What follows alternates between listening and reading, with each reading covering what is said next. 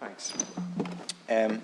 Taoiseach earlier said to me that nobody should be trying to make political gain out of migration.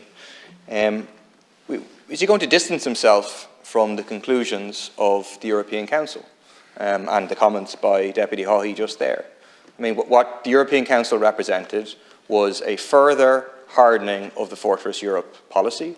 The tone was set by the hard-right government in Italy of Giorgia Meloni, and then followed by the so-called centre-right. In particular, there was agreement on reinforced cooperation on search and rescue missions in the central Mediterranean, a reference to activities of NGOs who save the lives of people who would otherwise drown as a result of Fortress Europe policies.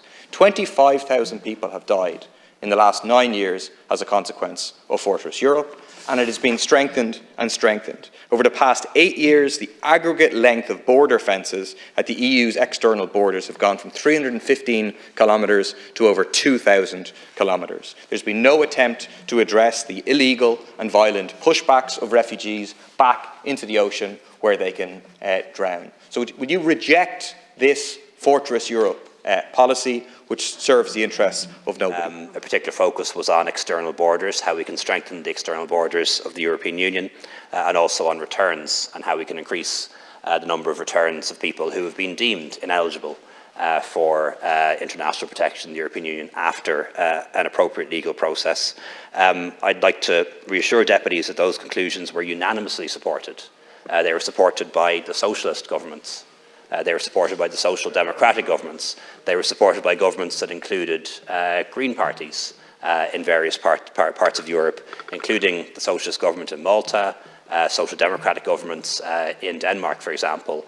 The mainstream centre-left in Europe supported these conclusions, and to try and present them as something hard-right followed by the centre-right really misunderstands where the mainstream of European opinion now lands. These were supported by centre-left governments. Party of European Socialists, Party of European Greens in government supported these conclusions. For my own part, I supported the conclusions on behalf of the Irish government, and I also made the case for legal pathways, something we do in Ireland better, I think, than other countries. Department of Enterprise, Trade and Employment, the department I was the Minister for last year, issued a record number of work permits, 40,000 work permits to economic migrants who wanted to come here, and we wanted to come here. And I think when you have legal pathways to migration, that is the big door. And we should have a big door when it comes to migration. But you also need controls as well. And I don't agree with the view that we should have no controls at all, no nations, no borders. And I think those who have that view should be honest about it and not try to cover up the fact that that is their view, that they don't believe in any returns or any borders. They should be honest about that if that is their view.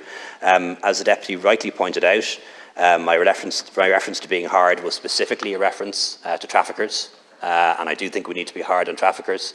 That's what I said in Brussels, that's what I said on Sunday, that's what I'm saying again here on Tuesday, and I don't see any reason to misrepresent it. You must have your own agenda if you're trying to misrepresent those words. But I do agree we all need to be careful in the words that we use.